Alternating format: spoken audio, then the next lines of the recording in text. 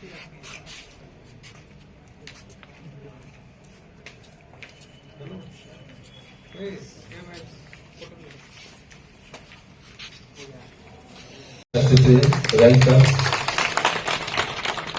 जय जय जय जय भीम, जय भीम जय भीम, जय जय जय जय जय भीम, जय भीम जय भीम।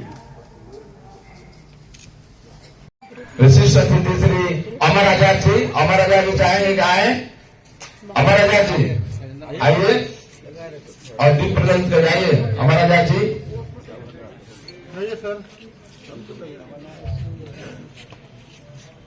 अम्बेडकर हॉस्टल। जय जय जय जय जय भीम, जय भीम जय भीम, जय फूले जय भीम, जय भीम जय भीम, जय साहू जय भीम, जय भीम जय भीम, जय कल्याण जय भीम, जय भीम जय भीम।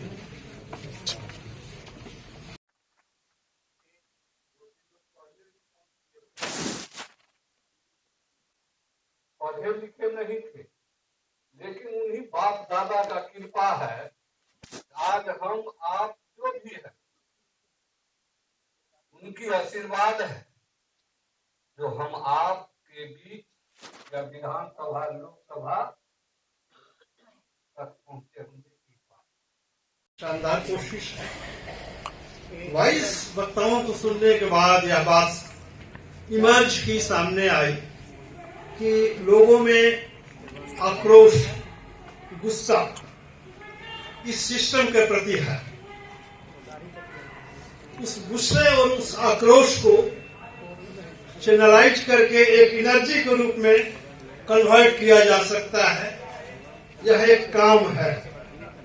इस काम को कौन लोग करेंगे, इस पर विचार करने की जरूरत है। और हमारे बीच छितराए हुए लोग वैसे हैं जो ये कर सकते हैं। एक प्लेटफॉर्म में नहीं मिल रहा है, अलग अलग प्लेटफॉर्म पर लोग काम कर रहे हैं और उनसे जब इंटरेक्शन होता है तो यह बात उभर करके आती है कि यह आग सुलग रही है हमारे लोगों के बीच। तो मित्रों, आज के वक्ताओं में से जो बातें उभर करके आई उसमें मैक्सिमम वक्ता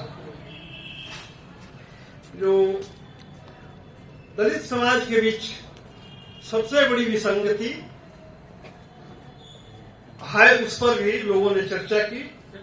आपस में हम लोग बटे हुए हैं, इस पर दो राय नहीं है।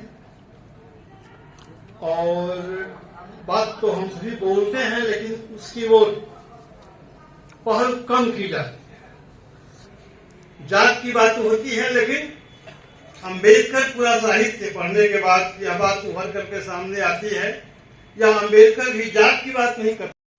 कहीं ना कहीं ये चीज़ें वंचित हो जा रही हैं, चाहे वो सामाजिक क्षेत्र में हो, राजनीतिक क्षेत्र में हो, शैक्षणिक क्षेत्र में हो।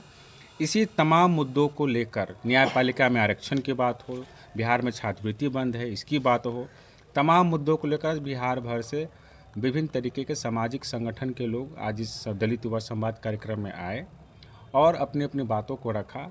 और हम लोग में काफ़ी आक्रोश है। अभी आप रिपोर्ट देखेंगे, पिछले 15 दिन से 20 दिन का लगातार हर दिन एक, कभी पासवान जाति की हत्या हो जा रही है, कभी रविदास समुदाय की हत्या हो जा रही है, कभी महिलाओं को निर्वस्त्र कर दिया जा रहा है। आप एक तरफ महिला आरक्षण बिल की बात करते हैं, कभी मणिपुर में निर्वस्त्र करके घुमाया जाता है महिलाओं को। आज बिहार में इतना शर्मसार घटना घटा है, आखिर इसका जवाबदेही कौन देगा? तो सभी दलित युवाओं में काफ़ी आक्रोश है और हम लोगों ने एक संवाद का एक माध्यम चुना जिससे हम लोग आने वाले समय में अपने समाज को कैसे प्रोटेक्ट कर सके, कैसे अपने कॉन्स्टिट्यूशनल को हम लोग प्रोटेक्ट कर सके, न्यायपालिका में कैसे हम लोग को जगह मिले, शैक्षणिक सुधार कैसे हो सकते हैं, तमाम मुद्दों को लेकर आज हम लोगों ने ये कार्यक्रम रखा।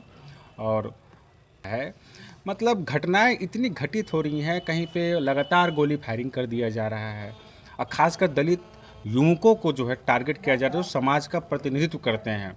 और ये कह भी सकते हैं जंगल पार्ट 2, आप ये नहीं कह सकते हैं कि वो 10 साल 15 साल पहले क्या हो रहा था, लेकिन मौजूदा हालात में बिहार सरकार की जो मौजूदा पुलिस प्रशासन है बिल्कुल एकदम ग्राउंड लेवल पे जीरो काम कर रही है। कोई उसका है ही नहीं, बेस आधार ही नहीं है। कैसे वो प्रोटेक्ट करेगी जनता को, ये चीज़ है यहाँ पे। तो ये बड़ा सवाल तो बिहार सरकार पे उठती है।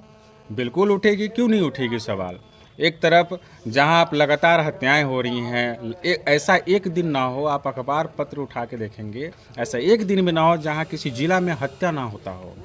आज हम लोग अपने समाज के लिए, अपने सामाजिक अधिकार के लिए हम लोगों ने दलित युवा संवाद कार्यक्रम किया है और हम लोग अपने समाज को मजबूत करेंगे, इकट्ठा करेंगे। नहीं तो आने वाले समय में जैसा भयावह स्थिति बन रही है बिहार की, मुझे लग रहा है कि दलितों को एक खास टारगेट के तहत इन लोगों के ऊपर हमला किया जा रहा है।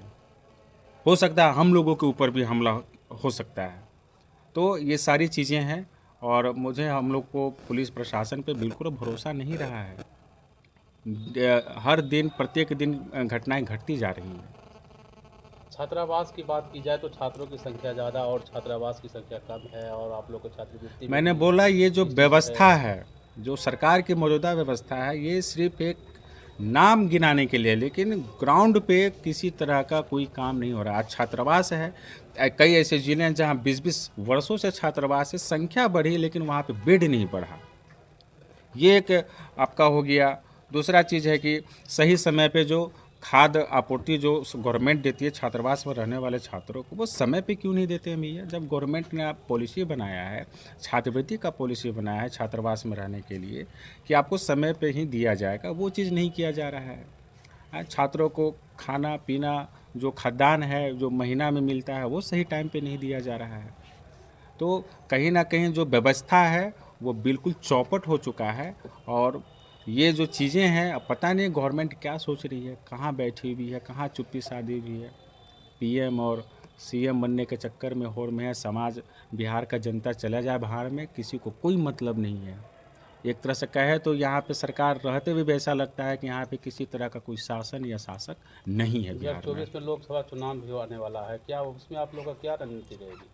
हमारी रणनीति ये है जो संविधान के अकॉर्डिंग जो चलेगा हम लोग उसके साथ हैं। जो संविधान को मानने वाले लोग हैं, देश हो या प्रदेश हो, जो संविधान को मानेगा हम लोग उसके साथ हैं। सामाजिक संवैधानिक अधिकार की बात करेगा हम लोग उसके साथ हैं। आज आप लोगों का कार्यक्रम में चीफ गेस्ट के तौर पर कौन कौन आए? देखिए, चीफ गेस्ट हमारे पूर्व मंत्री, राजद के राष्ट्रीय महासचिव माननीय श्री श्याम रजक जी थे। अनुसूचित जाति जनजाति कल्याण विभाग के मंत्री रत्नेश सदा जी थे उद्घाटनकर्ता में।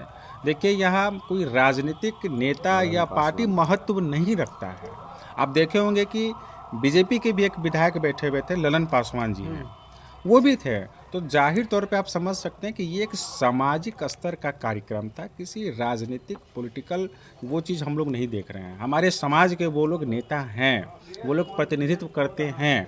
और आज हम लोग दलित संवाद कार्यक्रम के तहत जो है हमने सभी को बुलाने का काम किया जो हमारी कम्युनिटी के लोग हैं। हम लोग एक संवाद किया हम लोगों ने कि क्या बेहतर हो सकता है, और गवर्नमेंट में जब आप लोग हैं तो इसमें और कई चीज़ें क्या है, ऐसा है चीज़ है जो बदलाव की उम्मीद रखी जा सकती है। आप अपना परिचय दीजिए।